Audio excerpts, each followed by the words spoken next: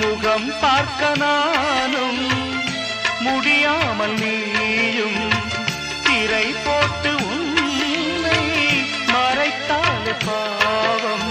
ஒரு முறையேனும் திருமுகம் காணும் வரம் தர வேண்டும்.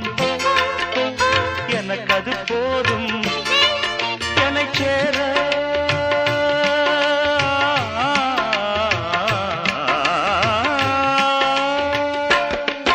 என்னை சேர எதிர்பார்த்து முன்னம் 7 ஜென்மம் ஏங்கினேன்.